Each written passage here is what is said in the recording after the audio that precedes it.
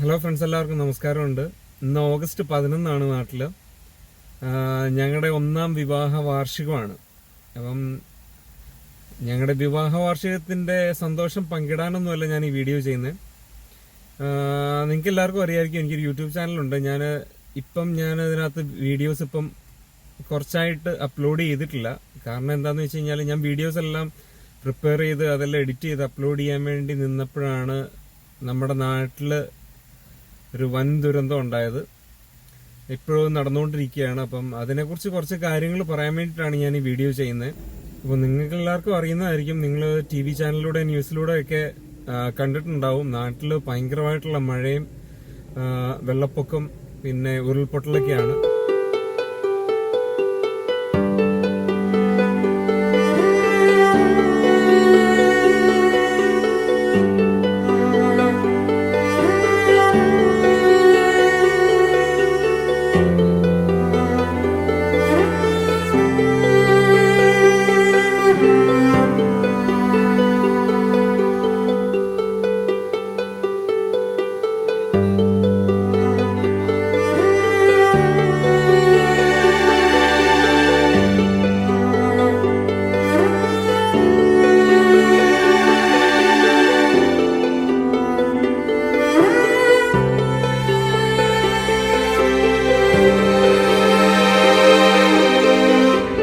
പ്രത്യേകിച്ച് അത് കൂടുതലായിട്ട് എഫക്ട് ചെയ്തിരിക്കുന്നത് നിലമ്പൂരാണ്. നിലമ്പൂര്, വയനാട് എന്നീ മേഖലകളിലാണ്. അപ്പം ഞാനൊരു നിലമ്പൂരുകാരനാണ്. കഴിഞ്ഞ വർഷം ഇതേ സമയത്തായിരുന്നു എൻ്റെ കല്യാണം. ഞാൻ പറഞ്ഞില്ല, 1ാമത്തെ വിവാഹവാർഷികമാണ്. ഇതേ സമയത്തായിരുന്നു എൻ്റെ കല്യാണം. 9-ാം തീയതി ഉറച്ച് 11-ാം തീയതി കല്യാണം. ആ സമയത്ത് ഒരുപാട് ഞങ്ങൾ കഷ്ടപ്പെട്ടു. ഈ വെള്ളപ്പൊക്കം നമ്മുടെ ഏരിയയിൽ അത്രയ്ക്ക് അങ്ങോട്ട് കഠിനമല്ലെങ്കിൽ പോലും ഒരുപാട് ബുദ്ധിമുട്ടുകൾ നേരിടേണ്ടി വന്നു. ഞാൻ ന്യൂസിൽ കണ്ടു, രക്ഷാപ്രവർത്തനം ചെയ്തുകൊണ്ടിരുന്നപ്പോൾ കവളപ്പാറ, പോത്തുകല്ല് കവളപ്പാറ എന്ന സ്ഥലത്ത് പിന്നെ ഉരുള് പൊട്ടി അന്തരീക്ഷം ഭയങ്കര ഭീകരമായെന്ന് ഞാൻ കേട്ടു. അപ്പം ഞാൻ ഈ വീഡിയോ ചെയ്യുന്നത് എന്താണെന്ന് വെച്ച് കഴിഞ്ഞാൽ, നമുക്ക് ഇവിടെ ഇരുന്നുകൊണ്ട് നമുക്കൊന്നും ചെയ്യാൻ കഴിയില്ല. ആകെ പ്രാർത്ഥിക്കുക, അല്ലാന്നുണ്ടെങ്കിൽ പിന്നെ നമുക്ക് ആകെ ചെയ്യാൻ പറ്റുന്നത് ഫിനാൻഷ്യലി നാട്ടിൽ ഹെൽപ്പ് ചെയ്യുക എന്നുള്ളതാണ്. നമുക്ക് എല്ലാവർക്കും അറിയാം, കഴിഞ്ഞ പ്രാവശ്യത്തെ ആ ദുരന്തം എന്തോരം നാശനഷ്ടങ്ങൾ വിതച്ചു എന്നറിയാം. എൻ്റെ വൈഫിന്റെ വീട് പോത്തുകല്ലാണ്, നിലമ്പൂർ പോത്തുകല്ലാണ്. ആ ഏരിയ കംപ്ലീറ്റ്ലി വിലംബരിച്ചായി. കുറച്ച് വീടുകൾ മാത്രമേ ഉള്ളൂ. എന്തോ ദൈവകൃപ കൊണ്ടായിരിക്കും വൈഫിന്റെ വീടിന് വലിയ നാശനഷ്ടങ്ങളൊന്നുമില്ല, വെള്ളമൊന്നും അധികം കയറിയില്ല. ബാക്കി ആ ഏരിയയിലുള്ള ഒരു 100 വീടെങ്കിലും കംപ്ലീറ്റ്ലി നശിച്ചിട്ടുണ്ടാവും. അപ്പോൾ നിങ്ങൾക്കറിയാം, ഒരു മനുഷ്യായുസിന്റെ അധ്വാനമാണ് ഇതെല്ലാം. കൃഷിയാണെങ്കിലും എല്ലാം ഒരുപാട് പേർക്ക് ജീവൻ നഷ്ടപ്പെട്ടു. അതാണ് ഏറ്റവും വലിയ കാര്യം. അപ്പം ഇതിനകത്തു നിന്ന് റിക്കവർ ചെയ്ത് വരിക എന്നുള്ളതാണ് ഈ ദുരന്തത്തെക്കാളും വലിയൊരു ദുരന്തം ഇത് കഴിഞ്ഞിട്ട്. അപ്പൊ അതിന് ഒരുപാട് ഫിനാൻഷ്യൽ നീഡ്സ് ഉണ്ട്. നമുക്ക് ആകെ ചെയ്യാൻ പറ്റുന്ന, ഇവിടെ ഇരുന്നിട്ട് നാട്ടിൽ പോയിട്ട് സഹായിക്കാൻ പറ്റത്തില്ല, കാരണം നമുക്ക് അത് പോസിബിൾ അല്ല. നമുക്ക് ഇവിടെ ഇരുന്നുകൊണ്ട് ആകെ ചെയ്യാൻ പറ്റുന്ന എന്താണെന്ന് വെച്ച് കഴിഞ്ഞാൽ, നന്നായിട്ട് അവർക്ക് വേണ്ടിയിട്ട് പ്രാർത്ഥിക്കുക, രക്ഷാപ്രവർത്തനം ചെയ്യുന്നവർക്ക് വേണ്ടിയിട്ട് പ്രാർത്ഥിക്കുക, ഈ ദുരന്തത്തിലാകപ്പെട്ടവർക്ക് വേണ്ടിയിട്ട് പ്രാർത്ഥിക്കുക, അങ്ങനെയുള്ള കാര്യങ്ങളെ നമുക്ക് ആകെ ചെയ്യാൻ കഴിയുള്ളൂ. അപ്പം ഞാൻ ആദ്യം വിചാരിച്ചു, ഇവിടുന്ന് എല്ലാവരുടെ നിന്നും പൈസ കളക്ട് ചെയ്തിട്ട് നാട്ടിലോട്ട് അയച്ചു കൊടുക്കാമെന്നൊക്കെ വിചാരിച്ചു. നമ്മുടെ സോഷ്യൽ മീഡിയയിലോട്ട് GoFundMe എന്ന് പറഞ്ഞിട്ടൊരു ക്യാമ്പയിനൊക്കെ സ്റ്റാർട്ട് ചെയ്തിട്ട് നാട്ടിലേക്ക് അയച്ചു കൊടുക്കാമെന്നൊക്കെ വിചാരിച്ചു. വൈഫുമായിട്ട് ഡിസ്കസ് ചെയ്തു, ഫാമിലിയായിട്ട് ഡിസ്കസ് ചെയ്തു. അപ്പം അവരെല്ലാം പറയുന്നത് പൈസയും കൊണ്ടുള്ള ഇടപാടാണ്, അത് ഭയങ്കര റിസ്ക് ആണ്. നമ്മളൊരു നല്ല ഉദ്ദേശത്തോടുകൂടി ചെയ്യുന്നതാണെങ്കിലും ലേറ്റർ അത് ആരെങ്കിലുമൊക്കെ അത് പ്രശ്നമാവും എന്ന് പറഞ്ഞു.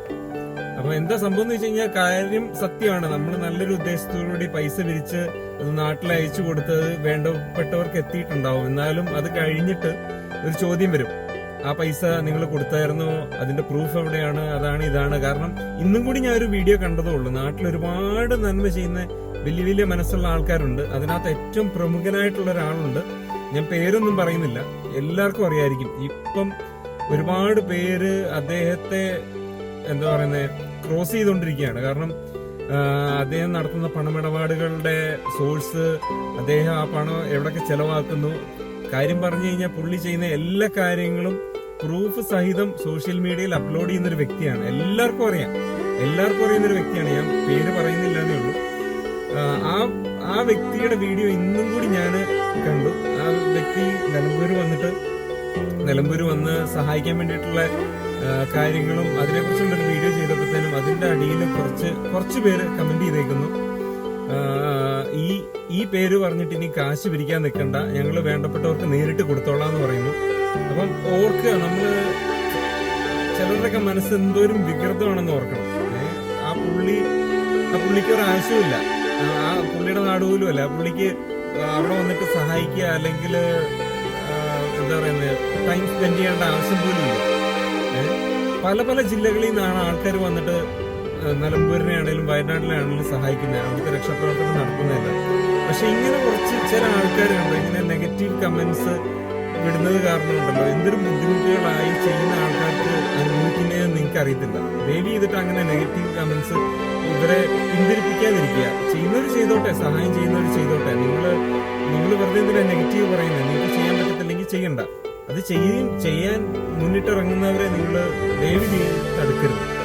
അപ്പം ഞാൻ പറഞ്ഞു വന്നത്, അങ്ങനെ ഒരു ഫണ്ട് റേസിംഗ് ക്യാമ്പയിന് തുടങ്ങാമെന്ന് ഞാൻ ആദ്യം മനസ്സിലുണ്ടായിരുന്നെങ്കിൽ പോലും ഇതുപോലത്തെ കുറച്ച് കാര്യങ്ങൾ എൻ്റെ മനസ്സിലിങ്ങനെ സ്ട്രൈക്ക് ചെയ്തു. കാരണം ഇത് കഴിഞ്ഞിട്ട് പിന്നെ ആരെങ്കിലും ഇതിനെക്കുറിച്ച് ഒരുപാട് ചോദ്യം പറച്ചിലുണ്ടാക്കി കഴിഞ്ഞാൽ പണമിടപാടാണ്. ഇതിന്റെ പുറകെ പിന്നീട് നടക്കാൻ എനിക്ക് സമയമില്ല. അപ്പൊ ഞാൻ വിചാരിച്ചു പണമൊന്നും പിരിക്കണ്ട, നമ്മളെ കൊണ്ട് കഴിയുന്നത് നമ്മൾ ചെയ്യുക. അപ്പൊ ഞാൻ ഈ സഹായം ചെയ്യുന്നത് വിളിച്ച് സോഷ്യൽ മീഡിയയിൽ പറയുന്നതാണെന്ന് വിചാരിക്കരുത്. ഞാൻ ജസ്റ്റ് ഈ പറയുന്നത് എന്താന്ന് വെച്ച് കഴിഞ്ഞാല്, എന്റെ ഈ വീഡിയോ കൊണ്ട് ആർക്കെങ്കിലും ഒരു പ്രേരണ ആയിക്കോട്ടെ എന്ന് വിചാരിച്ച് മാത്രമേ ഞാൻ ചെയ്യുന്നതാണ്. ഒരു നല്ല ഉദ്ദേശത്തോടുകൂടി മാത്രം ചെയ്യുന്നതാണ്. ദയവ് ചെയ്ത് ഇതിന് നെഗറ്റീവ് കമന്റ്സുമായിട്ട് വരരുത്. നമ്മുടെ നാടിന്റെ അവസ്ഥ വളരെ ശോചനീയമാണ്. നിങ്ങൾക്ക് ഈ വീഡിയോ കണ്ടു കഴിഞ്ഞാൽ മനസ്സിലാവും. ഈ വീഡിയോ ഞാൻ ഇപ്പൊ ഇതിനകത്ത് ഞാൻ ഇൻക്ലൂഡ് ചെയ്യുന്ന ക്ലിപ്പ് കണ്ടു കഴിഞ്ഞാൽ മനസ്സിലാവും. നിങ്ങൾ അതിന്റെ ആവശ്യമില്ല, നിങ്ങൾ സോഷ്യൽ മീഡിയയിൽ കണ്ടുകൊണ്ടിരിക്കുന്നതാണ്. ദയവ് ചെയ്തിട്ട് നെഗറ്റീവ് കമന്റ്സുമായിട്ട് വരരുത്. അപ്പം ഞാൻ പറഞ്ഞു വന്ന എന്താന്ന് വെച്ച് കഴിഞ്ഞാല്, നിങ്ങൾക്ക് ഇവിടുന്നൊക്കെ ഒരു $100 അയച്ചു കഴിഞ്ഞാൽ നാട്ടിലെത്തുമ്പോൾ അതൊരു വലിയ എമൗണ്ട് ആണ്. അപ്പൊ കുറച്ചെങ്കിലും നിങ്ങൾ എത്രയൊന്നുമില്ല, നിങ്ങൾക്ക് കുറച്ച് എമൗണ്ട് നിങ്ങൾ ഏതേലും മുഖേന നിങ്ങൾ CM ഫണ്ടിലേക്കാണോ, CM ഫണ്ടിലേക്ക് ആവണമെന്നില്ല, അല്ലാന്നുണ്ടെങ്കിൽ ഓർഗനൈസേഷനിലോട്ട് ആയാലും മതി. ഇഷ്ടംപോലെ ഓർഗനൈസേഷൻസ് ഉണ്ട് ഹെൽപ്പ് ചെയ്യുന്നത്. അപ്പം കൂടുതലൊന്നും എനിക്ക് പറയാനില്ല. ഈ പറഞ്ഞ കാര്യങ്ങളൊക്കെ തന്നെയുള്ളൂ. നമ്മുടെ നാടിന് വേണ്ടിയിട്ട് എല്ലാവരും പ്രാർത്ഥിക്കണം. നമ്മളെ കൊണ്ട് ചെയ്യാൻ പറ്റുന്ന സഹായങ്ങൾ ചെയ്യണം. കാരണം ഇത് നമ്മൾ ടിവിയിലൂടെയും ചാനലിലൂടെയും ഒന്നും കാണുന്ന പോലെയല്ല, നേരിട്ട് അനുഭവിച്ചാലേ അതിന്റെ ആ ഒരു കാഠിന്യം നമുക്ക് മനസ്സിലാവുള്ളൂ. അതുകൊണ്ടാണ് ഞാൻ ഈ പറയുന്നത്. അപ്പം അത്ര എനിക്ക് പറയാനുള്ളൂ. ഞാൻ പ്രിപ്പയർ ചെയ്തിരിക്കുന്ന വീഡിയോസ് എല്ലാം ഞാൻ അപ്ലോഡ് ചെയ്യുന്നുണ്ട് ഈ ചാനലിൽ. ഇതിന്റെ എഫക്ട്സിൽ നിന്നെല്ലാം ഒന്ന് റിക്കവർ ആവട്ടെ, അതിന് വേണ്ടിയിട്ട് വെയിറ്റ് ചെയ്യുകയാണ്. വേറൊന്നും പറയാനില്ല. ജയ് ഹിന്ദ്.